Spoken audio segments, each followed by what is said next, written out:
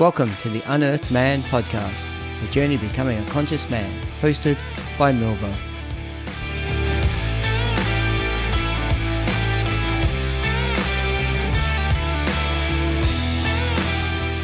Hey all, Milvo here, and welcome to episode 6 of the Unearthed Man podcast. Today I'm going to talk about the feeling of being lost and where I am at this point in time, just trying to find out where I am in the new world that I'm actually operating in. And I'm hoping that there is a number of people out there who, being on a journey and starting to see where they're at with their lives, maybe align to some of the things that I'm talking about today. One of the items that I want to kick off first with is to say thanks again for Sam Lewis. Sam, excellent for jumping on the podcast, episode 5.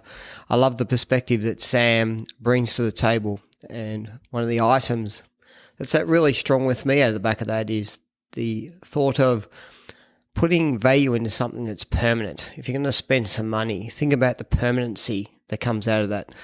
Sam talked about a program that he's running on the 22nd of July, and honestly, I'm probably going to sign up to that because me investing in that program is something that's permanent for me in my life moving forward. So I'm looking forward to that.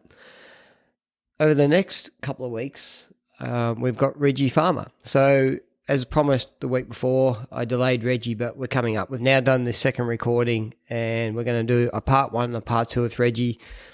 And I just love the conversation and love having where Reggie's at and just talking about where he's come from, what he's doing, and the knowledge he has around body movement and the complete alignment between mind, body, spirit, emotion, and how we actually bring all that together.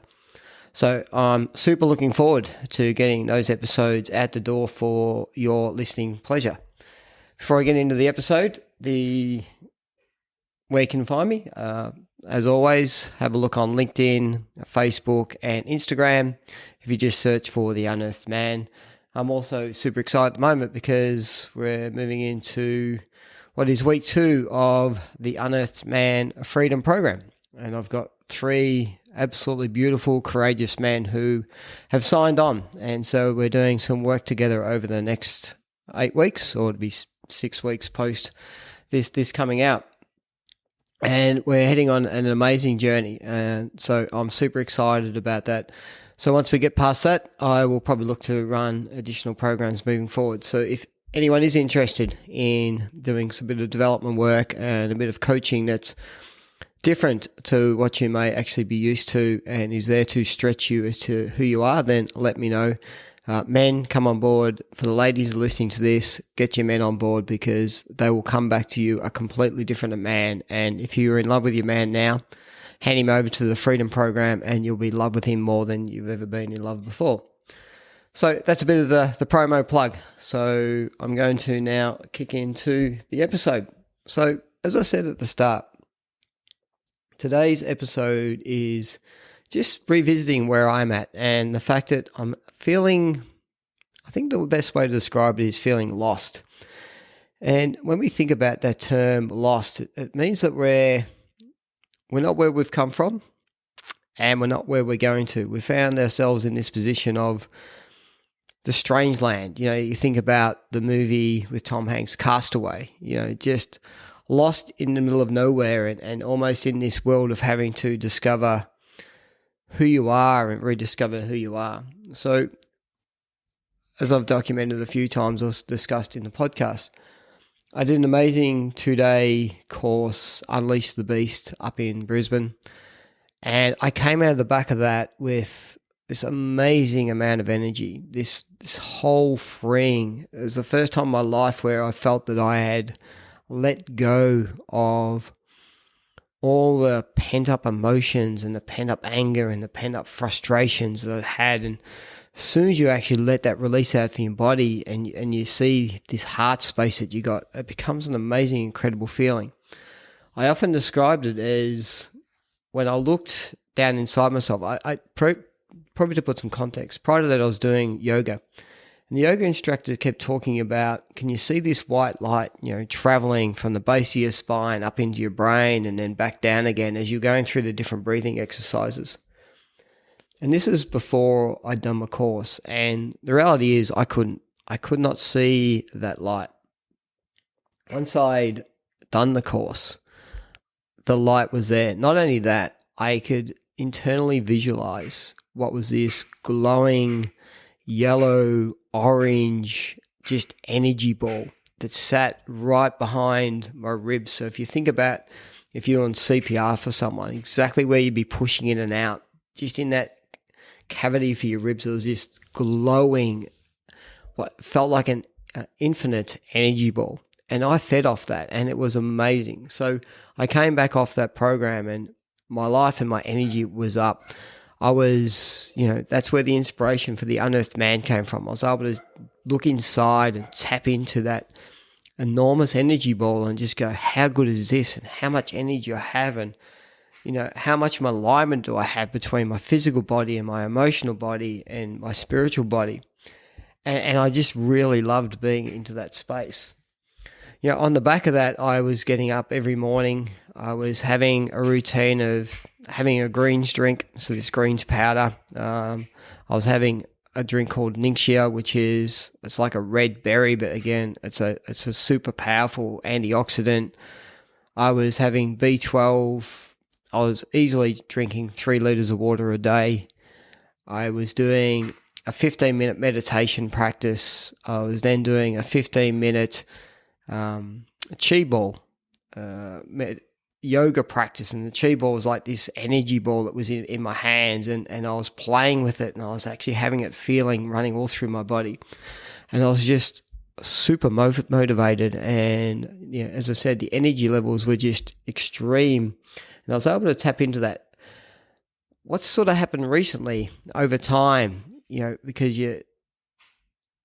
when you come into these programs, all that intrinsic motivation and all that's there, what happens is that we end up in this world, as I said, in between two worlds. The world I knew before doing Unleash, and now this new world and this new energy, and I was able to tap into it. But like anything, over a period of time, that starts to wane. And if you're not really constantly working into those practices, you can start to slip slightly back into some of the old habits. And recently up on LinkedIn, Facebook, I did a short video, half a dozen minutes, and it was about self-honesty. And it was talking about where I actually was, and it was talking about how, all those practices had disappeared from where I was, how I was now lethargic, tired. As soon as I lay down in bed, I just feel like going to sleep. Struggle in the morning, 6 a.m., 7 a.m. to get out of bed, no motivation for work, no motivation for just doing a lot of the other things. And I'd also found that when I tapped into that energy ball, the fun and love and enjoyment I had was immense. I was just so happy all the time. At the moment, I'm not there. I'm struggling to understand what does joy look like again, and what does fun look like again. And so when I talk about being lost, it is that being in that little position where you're just not sure where you're at and where to go to. The other element for me is what's come out of finding who I am when I went through that exercise. I actually found my voice. So that was one of the huge positives that I'm still holding on to. My voice is I do the videos every week. And I'm confident that if I disagree with posts or elements that are happening up on social media, and God forbid there's enough of those elements out there at the moment, given where we're at with the coronavirus and lockdowns and so forth. And so it's easy to see things negatively and to get caught up into that space. What I'm attempting to do, though, from a voice point of view, is not get caught in the fear and the hysteria and the negative attitudes and the personal attacks. What I'm looking to use my voice for now is for humanity's sake. And we've had 2 instances recently here in Melbourne, Victoria, Australia. One was there was a protest that was sanctioned by the government, signed off, that we could actually go out in the streets and do it. And that was to support Black Lives Matter. And so I made a conscious choice to head out because I felt that the risk to others in relation to a safety point of view was lower than the damage that was being done to our Indigenous brothers and sisters, not only just here in Australia, but globally. So I was very confident to go and walk out into that march and be involved because for me, that was my truth. And humanity had to overcome whatever other fear and hysteria was being driven from others. Now, interestingly, there was a lot of feedback, negative, not a lot of positive, but a lot of different feedback that came out of that. Post that, there is still no evidence of any additional cases of the virus coming off the back of that, which is interesting because you had 30,000 people in a protest and yet nothing came out the back of that. And there is no evidence. And funny enough now, there is nothing in the media about it because obviously there's no story there. And so therefore the hysteria has died down. The second humanitarian piece that I've got involved in is we have a number of commission towers. So in Melbourne, they've done a brilliant job. Rather than putting everyone into the one area, and trying to lock everyone down, they spread all these commission towers all the way across Melbourne in all varying suburbs. In some areas, there's up to 9 towers, and in one particular area, there is 9 towers. The government forced everybody with about 5 hours' notice into lockdown into their little apartments. Now, these aren't apartment buildings that you have privately. These are very small, contained apartments.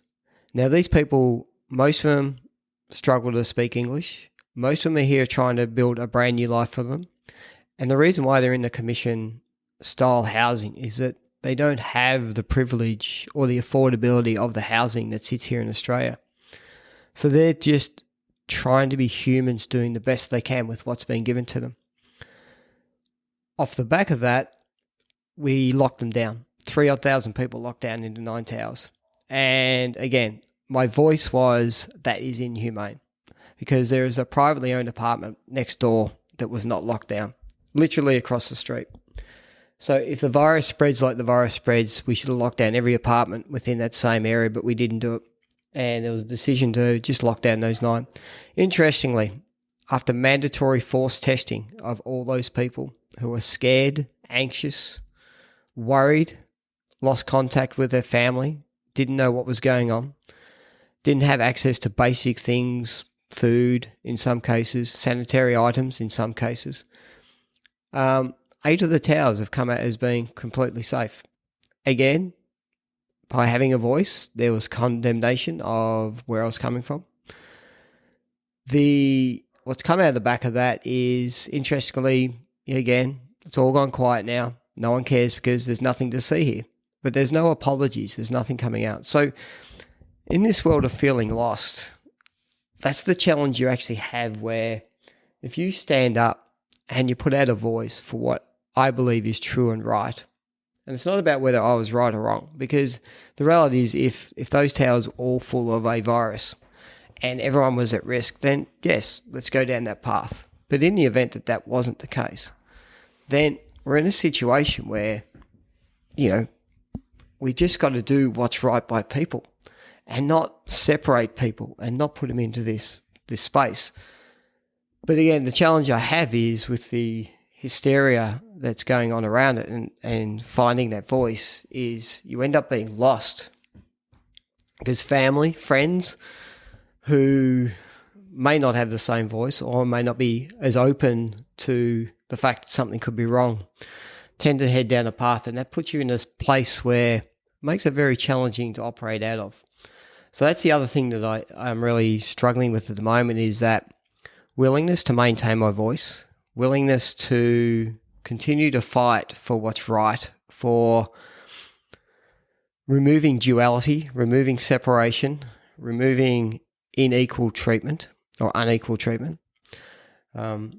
of the sayings that I love, and I think I've said this before, is there is nothing more unequal than the equal treatment of unequals. Now, in relation to that, where we have a whole lot of people who are scared and frightened and barely speak a language, to put them in a situation where they don't know what's going on is just inhumane, and we shouldn't actually be doing that. So that sort of has me sitting in this really strange space. So there's two elements that are probably happening with me at the moment. One is which I don't like feeling, but the feeling of separation between those people that, friends, family, who are seeing me as being a bit adverse and a bit out there and having all these conspiracy theories, which interestingly, most of the conspiracy theories, or what I like to prefer is alternate theories, are actually coming true as opposed to the theories that they're operating with. And it's being able to maintain that inner strength and that inner self-purpose and that inner true belief that what I'm doing is right and it makes sense and I need to keep moving forward. Now, the reason why I'm struggling a bit is I'm a people pleaser. Sorry, I'm going to correct that. I used to be a people pleaser. I used to seek validation. I used to seek the love. And I used to do that by always aligning with everybody else because I always thought that was the right thing to do. I've moved beyond that now. But that's where the struggle of being lost is, because once you move beyond what you've always known, and for me, I've always known that for 40 odd years of my life, that it's a strange world because I'm not in my old world and I'm now not in this new world. The building of the new relationships and the new friendships is coming, and there are people out there, a lot of people who are on this podcast who are now supporters in similar mindsets, but also willing to challenge whether I'm still sitting in old beliefs. And that's what I love about the group I'm in. We're all willing to sit there and challenge each other that even though we might have an alternate mindset, is that still the right mindset? Or is that still the right belief system? Or are we still holding on to a wrong belief system? And we'll continue to work through that. The other thing that is sitting heavily with me at the moment, which is also causing me to be in a state of being lost, is I still find myself falling back into a scarcity mindset of not having enough. And this stems back to my conditioning and to the belief system that I was brought up with. In the household that I was brought up with, we didn't have a lot of money. We always had holidays. And when I spoke in my story, I spoke about the fact that we never went without. But that doesn't mean that the language wasn't about, not having enough money and not being good enough and not being able to achieve certain things. So when you grow up with that period, then it sits very heavy. I'm noticing that in my children as well, that they also operate with a very much of a scarcity, negative mindset. And I know that's my conditioning that I've applied into them. So my task as a parent is to let them know where I'm at now and help them work through that.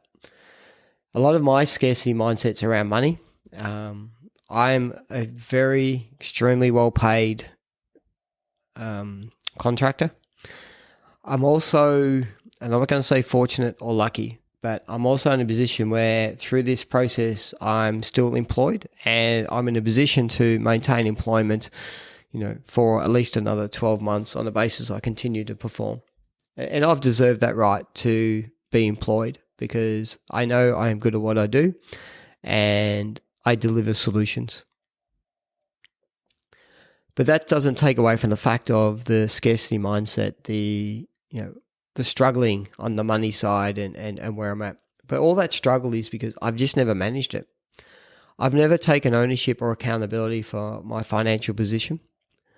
I've refused to do budgets. I've refused to step into that space. I've refused to make the hard decisions. And in particular with my family, I've struggled to say no to them when they've sought clothing, handouts, offers, extra cash to support them here or there.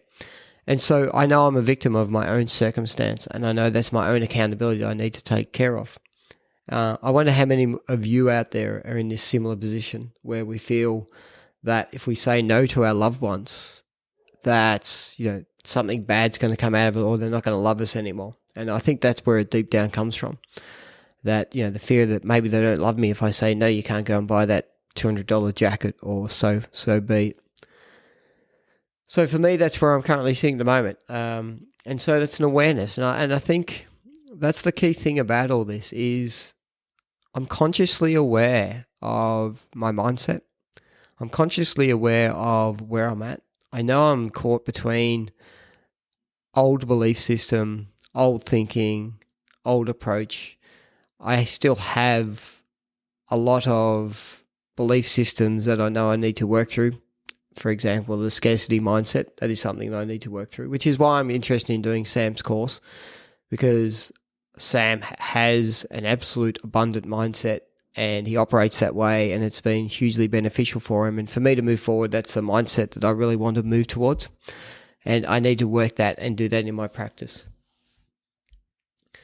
From where I'm at, I'm starting to also move away and learn to be less externalizing, less seeking everything external, and start to re-internalize again. I'm aware that there are all the practices I've dropped, no one's taken them away from me except myself. No one's removed them from me. No one's taken away my ability to go and do that. I can do every one of those practices, and I'm in control of reinstating those practices. So, and to a point, I've started that. So this week, well, in fact, 2 weeks ago, working from home, I've been wearing tracksuit pants and been, what I would call very lazy. So I've now started to actually put on at least shoes, jeans, and button-up tops to actually start to get my mindset moving forward, and that's helped. Started to reintroduce a lot more fruit, a lot more my dried fruits and nuts that I eat. I'm plant-based, so I do enjoy actually getting that really raw, rich nutrition into my body, which I've let slip.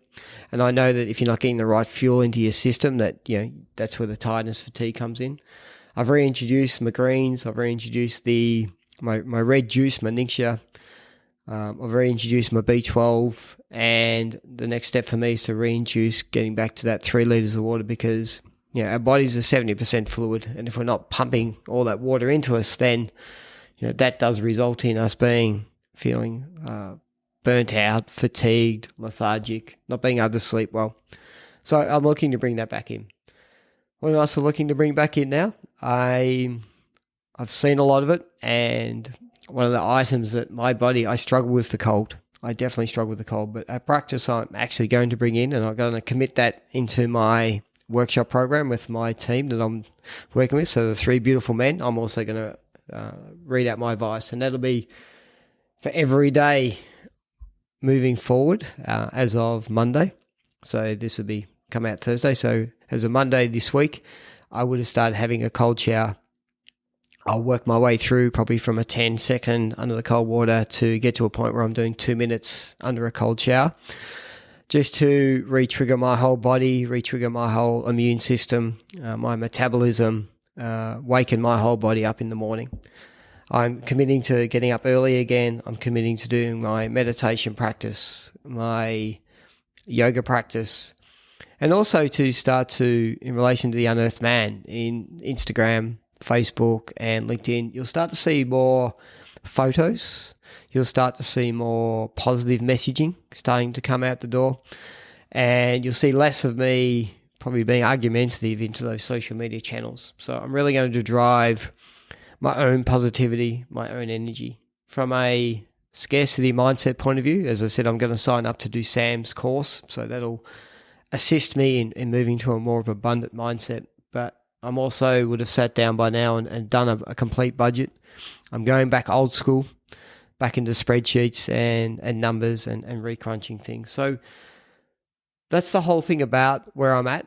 As I said, it's a recognition that I've become lost. And the thing about that is that that's just where I am.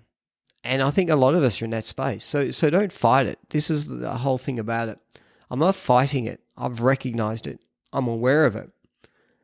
I know that I have full control over what I can do about it and how I'm going to actually go about rebuilding that energy ball, rebuilding the internalization and rebuilding myself, and being comfortable moving back into this edge of fear where I'm not sure what the new world looks like, but I'm really keen to step on that edge of fear and start to discover what this new world is for me, what it looks like for me.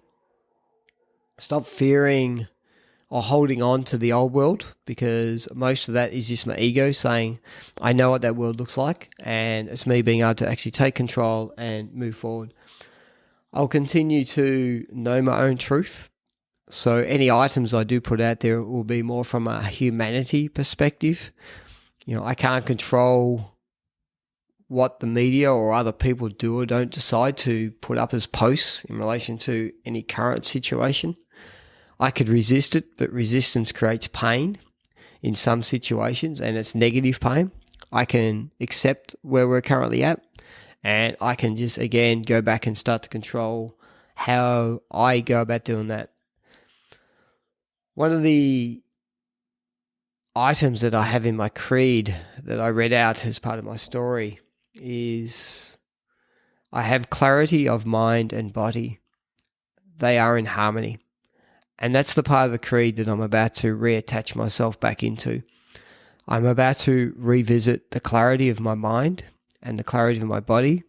I'm also going to add into that the clarity of my spirituality and the clarity of my emotional state. And I'm going to bring them all together into harmony. And I'm going to actually move forward in how I operate and start to bring love back into the world, rebring compassion, love, positivity, and just this beautiful new messaging into the world to help people see that we can, even with adverse circumstances around us, continue to operate not in a bubble, but in a very conscious state about how we're controlling how we operate as individuals. So I think I'm going to end on that note today. So thank you very much for listening in to episode 6 about being lost. As you'll get a feel for, I've been very, and always will be, very open and honest about where I'm operating. I'm hoping that this triggers a message with some people out there and they go, yeah, I'm in the same space. So thank you very much again for supporting and listening into the Unearthed Man podcast. Stay tuned for what will be episodes 7 and 8, which will be Reggie Farmer. I think you'll get an immense amount of value out of listening on Reggie. So for me, the Unearthed Man, I'm sending you much love and peace, and you take care.